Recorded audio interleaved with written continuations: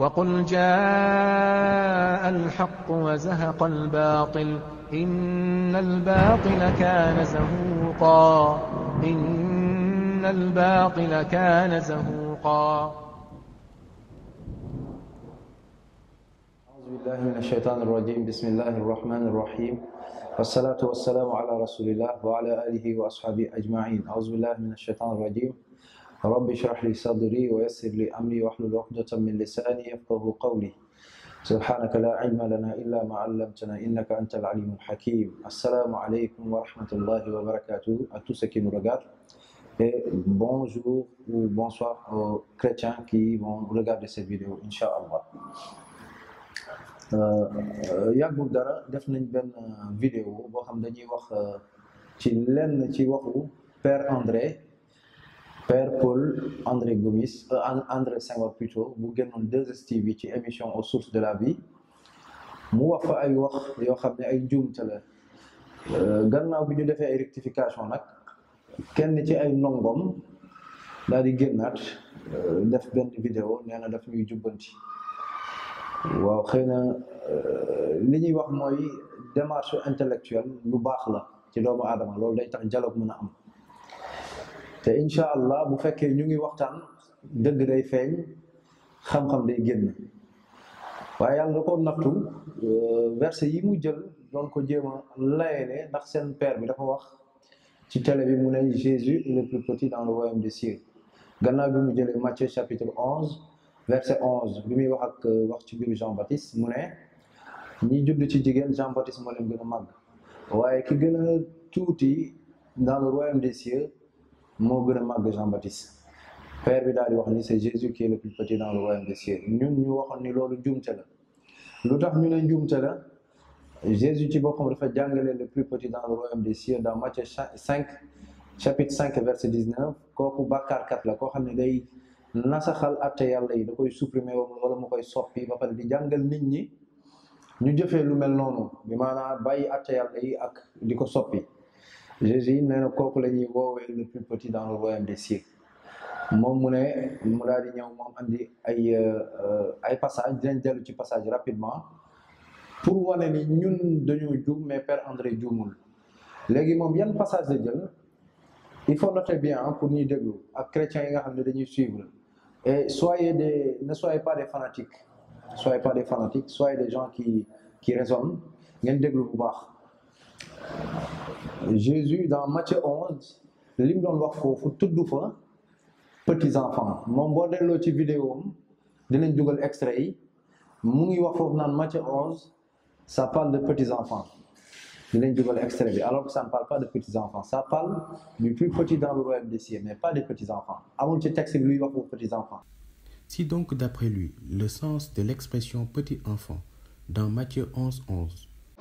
donc loolu benn njuumte la ci moom miy jéem a rectifier. ñaareel bi mu jël passage wu Matthieu chapitre 18 verset 3 à 4. Matthieu chapitre 18 bu ñu demee ci Bible bi ñu lire ko rapidement. Matthieu chapitre 18 voilà mu ngi nii. À ce moment-là les disciples s'approchèrent de Jésus et dirent, taalibe yi daal di koy jege daal di koy laaj, qui donc est le plus grand dans le royaume des cieux? Je pense que déjà borom xel yi bu dee mën nañu détecter y a benn problème bu jiitu mooy Jésus parle dans Matthieu 11 du plus petit dans le royaume des cieux. Ici les disciples lui demandent le plus grand dans le royaume des cieux, ce qui n'a rien à voir entre les deux. moom mu ne man dama xooluma contexte verset yi, moo tax ma jël Matthieu 11 daal di koy expliquer Matthieu chapitre 5. Car comment peut-il justifier Matthieu 11:11 par Matthieu 5:19? déedéet defe naa yow yaa juum yow Fréjus la tudd, xaw ma Fréjus. yow yaa juum parce que dans Matthieu chapitre 11 waxuñu fa waxu petits enfants mais on parle du plus petit dans le royaume des cieux. Et dans Matthieu 18 que tu as repris pour essayer de corriger ou bien d'amener une concordance avec Matthieu 11, Là-bas, on a demandé à Jésus, l'union de Jésus est le plus grand dans le royaume des cieux. Donc, premièrement, ça n'a rien à voir avec ce que tu as essayé ce que tu as voulu faire. Ce qu'on appelle en arabe, qiyas ma'al fariq. C'est-à-dire, tu as essayé de comparer des choses qui ne sont pas comparables. Le plus petit dans Matthieu, chapitre 11, et ici on lui demande qui est le plus grand dans le royaume des cieux. Qu'est-ce que Jésus répond? Jésus répondit, il appela à lui un petit enfant. Jésus le plaça au milieu d'eux et dit, en vérité, je vous le dis, si vous ne retournez pas à l'état des enfants, vous n'entrerez pas dans le royaume des cieux. Qui donc se fera petit comme ce petit enfant-là? Celui-là est le plus grand dans le royaume des cieux. Donc Jésus fit wane na ni nit ki pour mu nek ku mag ci pays yalla yi faaw mu sari mu nek ci état wu xalé yi état wu xalé moy lan état wu xalé moy lan dañ koy dañuy léral yonentou sallallahu alayhi wasallam lim ci wax moy doomu adam mu juddo yalla daf koy def mu nek pour set wicc ci bakkar. Jésus loolu la bëgg wax fofu. Humilité bi ñuy wax fofu c'est quelqu'un qui est sans péché puisque les enfants sont sans péché. ñoom église ñooy jàngal nit ñi ni doomu aadama yi dañuy judd àndaale bàkkaaru aadama ak xawa boobu ñuy wax ni dañ ñu ko wàll waaye loolu wérul te saxul te dinañ ci ñëw après incha allah. Jésus ne pour nekk le plus grand dans le royaume des cieux il faut être comme un enfant. Comment est l'enfant? L'enfant est innocent, l'enfant est sans péché puisqu'il n'a pas encore le discernement comme un adulte pour pouvoir faire du mal ou du bien. Il peut faire du mal sans pour autant savoir que ça c'est du mal. Et il peut faire du bien sans pour autant savoir que ça c'est du bien. La preuve, je vous donne un petit exemple. Un bébé, si on lui pose, tay xalé bu ndaw buñ ko tégalé ben pot bo xamni ay déchets ñoo ci nek mën na ci dem dugal loxom mën na ko sax lek. Tandis que mag boko tégalé du ko lek parce que dafa am discernement, dafa am xel. Dafa mëna ragné lu baax ak lu bon. Xalé non la mel. Légui ki bu féké dañ ko firé état wu xalé en tant que humilité au sens littéral comme ñom niñ ko jëme firé boba dañuy joom nak xalé mën nga fekk ci biir xalé yi ño xamni amuñu humilité xalé yo xam dañuy soxor dañuy dooraté xalé yo xamni dañuy fen xalé yo xamni dañuy def ay mbir yu doy wa ñun on est des parents on a des enfants xam nañ état wu xalé lan la donc fofu état bi Jésus di wax nekkul état mom bim ko firé ci vidéo te dinañ ko duggal inshallah. Ces paroles de notre Seigneur peuvent s'entendre de deux manières.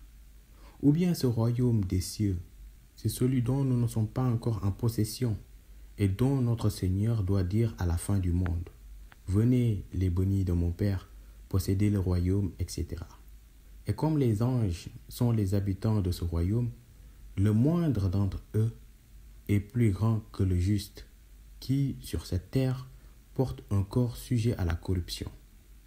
Ou bien, si par le royaume des cieux, il a voulu signifier l'Église, dont tous les justes qui ont existé depuis la naissance du genre humain sont les enfants, c'est de lui qu'il a voulu parler, car il était au-dessus de Jean par son âge, et il lui était supérieur par son éternité divine et par sa puissance souveraine. Dans le premier sens, il faut donc diviser ainsi la phrase. Celui qui est le plus petit dans le royaume des cieux, et ensuite est plus grand que lui. Et dans le second sens, celui qui est le plus petit, et ensuite est plus grand que lui dans le royaume des cieux. Fin de citation. Mais état bi limuy tekki moy l'état de l'âme de l'enfant. L'enfant n'est pur et le prophète sallam l'a dit. Tout enfant n'est pur sans péché. Moo tax nit ki bu tuubee dugg ci l'islam yonent bi sallam nee na yàlla da koy raxasal bàkkaaram yëpp ba mu set wicc. Jésus nak daal ne le royaume des cieux appartient à ceux qui ressemblent aux enfants.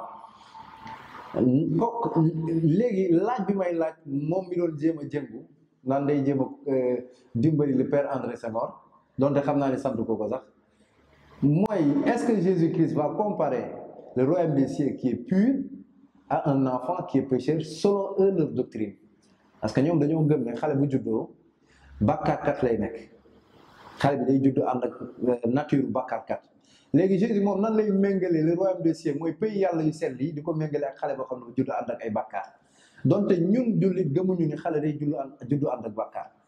donc foofu li muy firndeel mooy xale day judd ci amul bàkkaar moo tax Jésus ne ñi nuroo xale yooyu ci état ñooy nekk les plus grands ñoom ñooy déjà mériter le royaume des cieux et ils seront les plus grands dans le royaume des cieux loolu benn la léegi moom mu ne mu jël Matthieu chapitre 18 verset 3 à 4 mu ne il appela à lui un petit enfant il le plaça au milieu et dit en vérité je vous le dis si vous ne retournez pas à l'état des enfants vous n'entrez pas dans le royaume des cieux c'est-à-dire nit ki bu raxasul boppam ci ay bàkkaar di dugg aljanna et il ne sera pas dans le royaume des cieux mu daal ci teg qui donc se fera petit comme ce petit enfant celui-là est le plus grand dans le royaume des cieux maintenant laaj bi may laaj Fruges mooy Matthieu chapitre 11 lan lay wax foofu le plus grand dans le royaume des cieux wala le plus petit dans le royaume des cieux Bible bi tontu na nee na Matthieu 11 le plus petit lay wax Matthieu chapitre 18 bi nga jël pour layalee ko Matthieu chapitre 11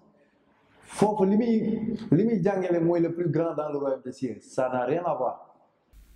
Et il leur dit, je vous le dis en vérité, si vous ne changez de façon à devenir comme les petits enfants, vous n'entrerez point dans le royaume des cieux.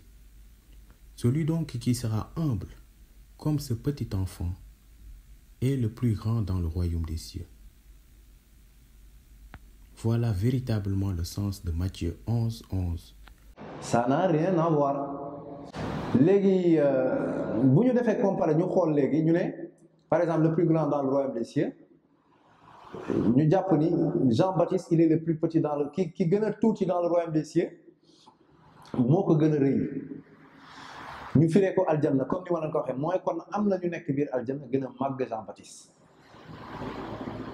te bu fekkee Jésus mooy le plus petit dans le royaume des cieux il y a les plus grands dans le royaume des cieux. Donc dans le royaume des cieux il y a des gens qui sont plus grands que Jésus-Christ si on prend le raisonnement de Fruges à savoir comme le Père André l'a dit que Jésus est le plus petit dans le royaume des cieux mais dans Matthieu 18 il est enseigné le plus grand dans le royaume des cieux s'il y a un plus petit et qu'il y a un plus grand normalement la logique est que le plus ki gën a màgg mënta yam ak daraja ki gën a tuuti te yéen li ngeen firee le plus petit dans le royaume des cieux ne ngeen mooy Jésus tandis que Jésus n'est le plus grand dans le royaume des cieux ressemble aux enfants donc il y a quelqu'un qui est plus grand que Jésus-Christ dans le royaume des cieux et Jean-Baptiste selon la logique de Fruges. Donc la question que je te pose, Matthieu chapitre 11 parle du plus grand dans le royaume des cieux ou du plus petit dans le royaume des cieux et Matthieu chapitre 18 parle du plus petit dans le royaume des cieux ou bien du plus grand dans le royaume des cieux. Lii mooy rectification bi nga xam ni te des na maa ngi lay xaar nga ñëwaat ci yeneen vidéo di la woo aussi ci débat boo xam ni buñ ci mënee toog télévisé tout le peuple sénégalais seetaan ñu daal di leeral dëggu yàlla yi incha allah donc je pense que yaa ngi doon jéem a jéngu c'est une bonne chose pour défendre ta religion mais malheureusement tu t'es trompé encore. Matthieu chapitre 11 parle du plus petit dans le royaume des cieux et Matthieu chapitre 18 parle du plus grand dans le royaume des cieux et si on applique le plus petit à Jésus-Christ il y a un plus grand dans le royaume des cieux qui doit être sûrement plus grand que Jésus-Christ puisque Jésus est le plus petit dans le royaume des cieux. Qu'Allah subhanahu wa ta'ala nous facilite la compréhension wa akhiru da'wana alhamdulillahi rabbil alamin.